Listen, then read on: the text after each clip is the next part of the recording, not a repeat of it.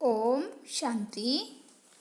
आज है 1 मार्च 2023 की साकार मुरली है।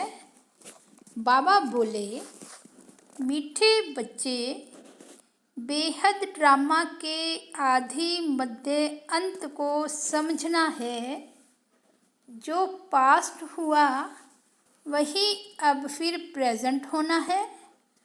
अभी संगम युग प्रेजेंट है, फिर सतयुग आना है। आज का प्रश्न है, श्रीमत पर अपने आप को परफेक्ट बनाने की विधि कौन सी है? उत्तर है, अपने आप को परफेक्ट बनाने के लिए विचार सागर मंथन करो, अपने आप से बातें करो। बाबा, आप कितने मीठे हो, हम भी आप जैसा मीठा बनेंगे। हम भी आपके समान मास्टर ज्ञान सागर बन सबको ज्ञान देंगे।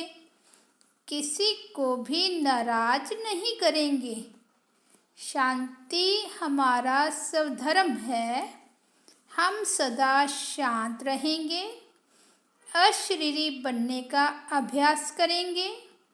ऐसी स्वयं से बातें कर स्वयं को परफेक्ट बनाना है। गीत बजा है माता ओ माता, जीवन की दाता। ओम शांति। शिव भगवानों वाच। सिर्फ भगवानों वाच कहने से मनुष्य कुछ नहीं समझ सकेंगे। नाम जरूर लेना पड़ता है। गीता सुनाने वाले जो भी हैं वे कहते हैं कृष्ण भगवानों वाच। वे पास्ट में हो गए हैं। समझते हैं श्री कृष्ण आया था और गीता सुनाई थी, वह रायुग सिखाया था। अब जो पास्ट हो गया वह फिर प्रेजेंट जरूर होना है।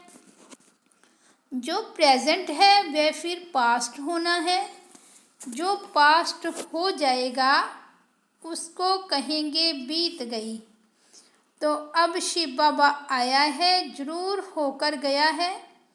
शिव भगवानों वाच, जो ऊंच से ऊंच है वह सबका बाप है, जिसको सर्वशक्तिमान कहा जाता है। वे बैठ समझाते हैं, तुम उनके बच्चे शिव शक्तियाँ हो। शिव शक्ति की महिमा गीत में सुनी ना। शिव शक्ति जगदम्बा होकर गई है, जिसका यह यादगार है। होकर गए हैं फिर आने हैं जरूर। जैसे सतयुग पास्ट हुआ, अब कलयुग है, फिर सतयुग आने वाला है। अभी है पुरानी दुनिया और नई दुनिया का संगम। जरूर नई दुनिया होकर गई है, अब पुरानी दुनिया है। जो सतयुग पास्ट हुआ है फिर भविष्य में आना है, ये समझ की बात है। ज्ञान है ही समझ, वह है भक्ति, यह है ज्ञान। सृष्टि का चक्र कैसे फिरता है वह समझना है। उनको समझने बगैर मनुष्य कुछ भी समझ नहीं सकते। ड्रामा के आदि मध्य अंत को समझना है। उस हद के ड्रामा के आदि मध्य अंत को तो जानते हैं। यह है बेहद का ड्रामा, इसको मनुष्य समझ नहीं सकते। बाप जो बेहद का मालिक है वही खुद आकर समझाते हैं। शिव भगवानों वाच है, न कि श्री कृष्ण भगवानों वाच। कृष्ण को भी श्री कहते हैं क्योंकि उनको श्रेष्ठ बनाने वाला बाप है। भारतवासी बेचारे यह नहीं जानते हैं कि कृष्ण ही नारायण बनते हैं।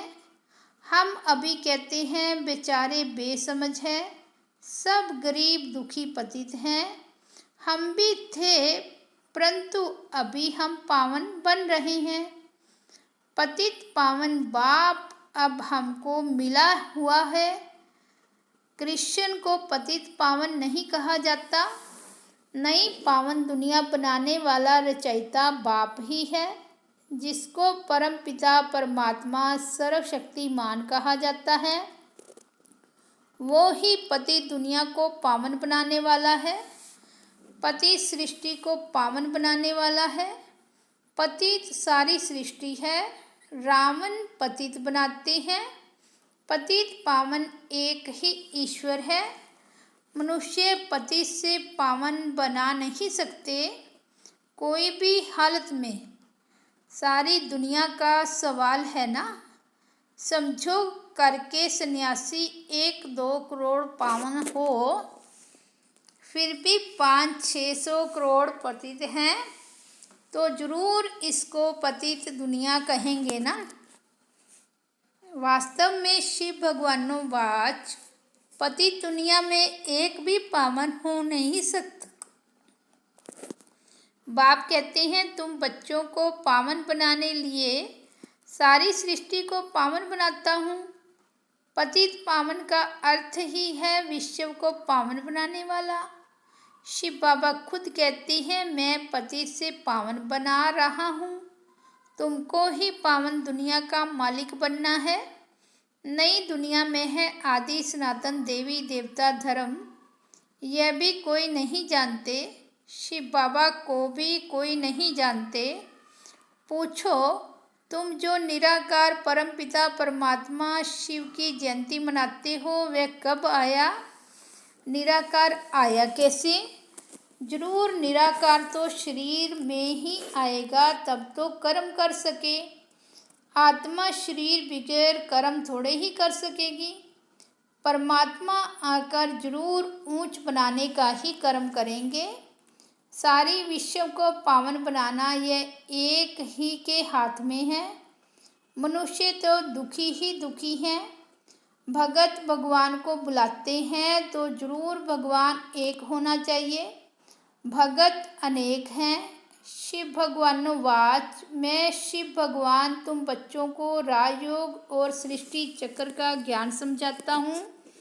अर्थात अब तुम्हारी आत्मा को सृष्टि चक्र का ज्ञान है। जैसे मुझ बाप को सृष्टि के चक्र का ज्ञान है, मैं आया हूँ तुमको सिखलाने। सृष्टि चक्र फिरना तो जरूर है। पति से पावन बनना है। कोई तो निमित्त बनते हैं ना। 5 विकारों रूपी जेल से लिबरेट करने में आता हूँ। मैं शिव हूँ जो अभी इस तन में बैठा हूँ। तुम कहेंगे मैं आत्मा इस शरीर में बैठा हूँ, मेरे शरीर का नाम फलाना है। शिव बाबा कहते हैं मेरा निराकारी शरीर तो है नहीं। मुझ परम पिता का नाम शिव ही है। मैं परम पिता परमात्मा स्टार मिसल हूँ। मेरा शिव नाम एक ही है। तुम ही शालिग्राम हो, परंतु तुम्हारा नाम 84 जन्मों में बदलता रहता है। मेरा तो एक ही नाम है। मैं पुनर्जन्म नहीं लेता हूँ। गीता में जिसका नाम डाल दिया है वो तो पूरे 84 जन्म लेते हैं।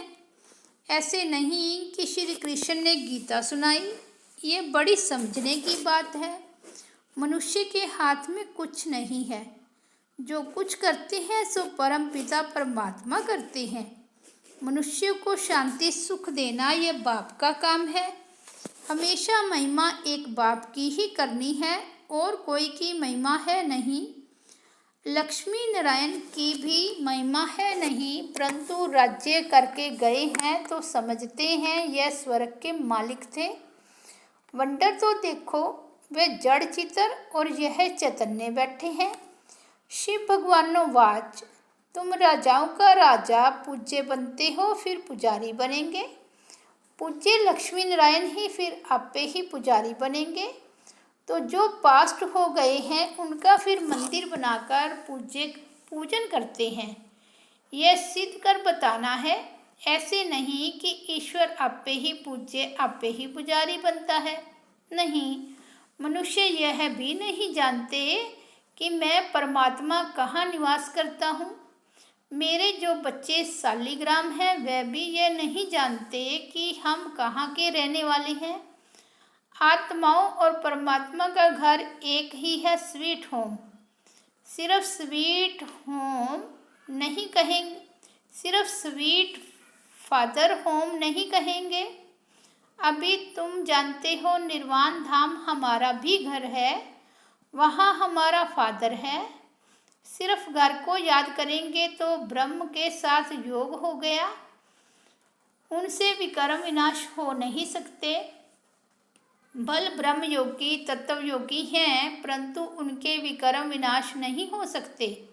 हाँ, भावना से करके अल्पकाल के लिए सुख मिलता है।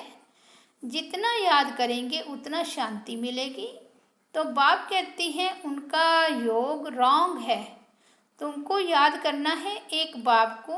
बाप कहते हैं मुझे याद करने से तुम्हारे विकर्म विनाश होंगे। श्री कृष्ण ऐसे कह नहीं सकते, वह तो वैकुंठ का मालिक है, वह थोड़े ही कहेगा अशरीरी बन शिव बाबा को याद करो या मुझे याद करो। सारा मादार गीता को करेक्ट कराने पर है। गीता खंडन होने कारण भगवान की हस्ती गुम हो गई है। कह देते हैं ईश्वर का कोई नाम रूप है नहीं। अब नाम रूप काल तो आत्मा का भी है। आत्मा का नाम आत्मा है, वह भी परम पिता परमात्मा है। परम अर्थात सुप्रीम, ऊंच से ऊंच, वह जन्म मरण रहत है। अवतार लेते हैं, ड्रामा में जिसका पार्ट है उनमें ही प्रवेश करते हैं और उनका नाम ब्रह्मा रखते हैं। ब्रह्मा नाम कभी बदल नहीं सकता, ब्रह्मा द्वारा ही स्थापना करते हैं। वह तो वह श्री कृष्ण के तन में थोड़े ही आएंगे। अगर वे दूसरे में आए तो भी उनका नाम ब्रह्मा रखना पड़े। मनुष्य कहती हैं दूसरे कोई में क्यों नहीं आता। अरे वह भी किसके तन में आए, वे आते ही हैं ज्ञान देने के लिए। दिन प्रतिदिन मनुष्य समझते जाएंगे, तुम्हारी वृद्धि होती जाएगी। अवस्था बड़ी अच्छी चाहिए। जैसे ड्रामा के एक्टर्स को मालूम होता है हम घर से स्टेज पर पार्ट बजाने आए हैं, वैसे हम आत्मा ये शरीर रूपी चोला लेकर पार्ट बजाती है। फिर वापस जाना है, शरीर छोड़ना पड़ता है। तुम्हें तो खुशी होनी चाहिए, डरना नहीं चाहिए। तुम बहुत कमाई कर रहे हो। शरीर छोड़ने वाले खुद भी समझ सकते हैं हमने कितनी कमाई की है। तुम समझते हो जो शरीर छोड़कर गए हैं उनमें से किसका मर्तबा बड़ा कहें। फलाने बहुत सर्विस करते थे, जाकर दूसरा शरीर लिया, इन एडवांस गए हैं, उनका इतना ही पार्ट था। फिर भी कुछ ना कुछ ज्ञान लेने लिए आ जाए, हो सकता है। वारिस तो बन गए ना। किसके साथ हिसाब किताब जुगतू करना होगा, वे खलास करने आए। आत्मा में तो ज्ञान के संस्कार हैं ना, संस्कार आत्मा में ही रहते हैं, वे गुम नहीं हो सकते। कहाँ अच्छी जगह सर्विस करते होंगे। नॉलेज के संस्कार ले गए तो कुछ ना कुछ जाकर सर्विस करेंगे। ऐसे तो नहीं सब जाते रहेंगे, नहीं। हाँ, इतना जरूर है, योग में रहने से आयु बढ़ती है।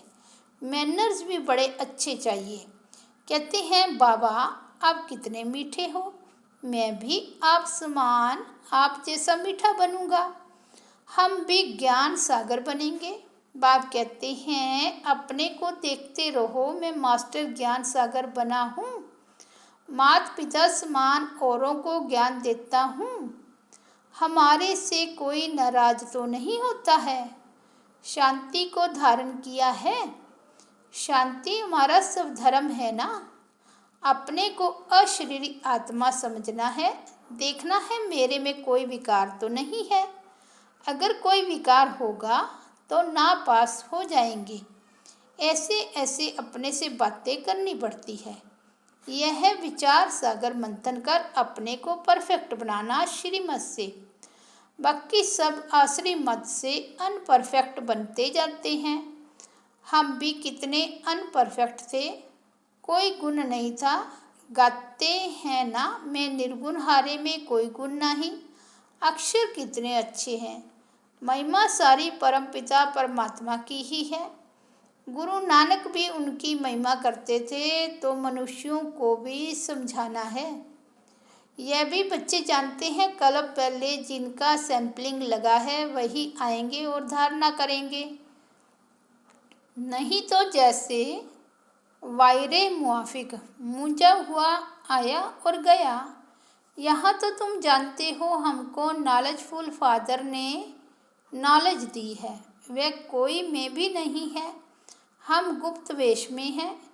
फिर हम भविष्य में स्वर्ग के मालिक बनेंगे। कर्म तो सब कर रहे हैं, परंतु मनुष्यों के कर्म सब विकर्म होते हैं, क्योंकि रावण की मत पर करते हैं। हम श्रीमत पर कर्म करते हैं। श्रीमत देने वाला है बाबा। बाबा ने समझाया है, तुम हो सेल्वेशन आर्मी। सेल्वेशन आर्मी उनको कहा जाता है जो किसके डूबे हुए बेड़े को, नाव को पार लगाते हैं, दुखी को सुखी बनाते हैं। अभी तुम श्रीमत पर सबका बेड़ा पार कर रहे हो। बलिहारी तो शिव बाबा की है ना। हम तो मूर्ख थे। बाप की मत मिलने से फिर औरों को भी मत देते हैं। बाप सन्मुख आकर श्रीमत देते हैं। रावण तो कोई चीज़ नहीं जो आए माया विकारों में घसीट लेती है। यहाँ तो बाप मत देते हैं, जैसे स्कूल में टीचर पढ़ाते हैं। रावण तो कोई चीज़ नहीं जो उल्टा पढ़ाए। बाप तो है ज्ञान का सागर। रावण को सागर या नॉलेजफुल नहीं कहेंगे। तुम अब श्रीमत पर चल रहे हो। तुम ब्राह्मण बन यज्ञ की सेवा करते हो। तुमको राजयोग और ज्ञान सिखलाना है। वे जब यज्ञ रचते हैं तो शास्त्र भी रखते हैं ना। रुद्र यज्ञ रचते हैं, में रुद्र ज्ञान यज्ञ रचा हुआ है। जो पास्ट था वे अब प्रेजेंट है। मनुष्य पास्ट को ही याद करते रहते हैं, तो तुम अब प्रैक्टिकल वर्षा ले रहे हो। पास्ट सो अब प्रेजेंट है, फिर पास्ट हो जाएगा। ऐसे होता ही रहता है। कलयुग में पास्ट हो, फिर सतयुग आना चाहिए। अब संगम युग प्रेजेंट है। पास्ट जो हुआ उसका यादगार है। जिसका जड़ यादगार है वह अब प्रेजेंट चैतन्य में है। जो ऊंच पद पाते हैं, माला भी उन्हों की बनी है। रुद्र माला है ना। ये सभी है जड़ चित्र। जरूर कुछ करके गए हैं, तब तो रुद्र माला कहते हैं ना। तुम चैतन्य में शिव बाबा की माला नंबरवार बन रहे हो। जितना योग लगाएंगे उतना नज़दीक जाकर रुद्र के गले का हार बनेंगे। अभी हम संगम पर हैं। ऐसे ऐसे अपने से बातें करनी चाहिए। तुमको तो ज्ञान है, तुम्हारे अंदर यह चलता रहता है। हम असुर शिव बाबा के बच्चे हैं। हम विश्व के मालिक बनेंगे, फिर चक्कर में आएंगे। इसको सुदर्शन चक्र कहा जाता है। कई मनुष्य कहते हैं, तुम औरों की निंदा क्यों करते हो। बोलो, भगवानो वाच लिखा हुआ है, बाकी हम किसी की निंदा नहीं करते हैं। अच्छा, मीठे मीठे सिक्की लदे बच्चों प्रति माता पिता बाप दादा का याद प्यार और गुड मॉर्निंग। रूहानी बाप की रूहानी बच्चों को नमस्ते। हम रूहानी बच्चों की रूहानी बाप दादा को याद प्यार, गुड मॉर्निंग और नमस्ते। धारणा के लिए मुख्य सार फर्स्ट पॉइंट है, श्रीमत पर हर कर्म श्रेष्ठ करना है। सबके डूबे हुए बेड़े को श्रीमत पर पार लगाना है। दुखियों को सुख देना है। दूसरा, अंदर सुदर्शन चक्र फिराते रुद्रमाला में नज़दीक आने के लिए याद में रहना है। ज्ञान का मंथन करना है। अपने आप से बातें जरूर करनी है। वरदान है, ब्राह्मण जीवन में सदा आनंद व मनोरंजन का अनुभव करने वाले खुश नसीब भव। खुश नसीब बच्चे सदा खुशी के झूले में झूलते ब्राह्मण जीवन में आनंद व मनोरंजन का अनुभव करते हैं। ये खुशी का झूला सदा एक रस्तब रहेगा जब याद और सेवा की दोनों रस्सियाँ टाइट हो। एक भी रस्सी ढीली होगी तो झूला हिलेगा और झूलने वाला गिरेगा। इसलिए दोनों रस्सियाँ मजबूत हो तो मनोरंजन का अनुभव करते रहेंगे। सर्वशक्तिमान का साथ हो और खुशियों का झूला हो तो इस जैसी खुशनसीबी और क्या होगी। स्लोगन है, सबके प्रति दया भाव और कृपा दृष्टि रखने वाले ही महान आत्मा है। इस मास की सभी मुरलियाँ ईश्वरीय महावाक्य निराकार परमात्मा शिव ने ब्रह्मा मुख कमल से अपने ब्रह्मावस्थों अर्थात ब्रह्मा कुमार एवं कुमारियों के सन्मुख 18 जनवरी 1969 से पहले उच्चारण की थी। यह केवल ब्रह्मा कुमारी की अधिकतर टीचर बहनों द्वारा नियमित बीके विद्यार्थियों को सुनाने के लिए है। अच्छा, ओम शांति।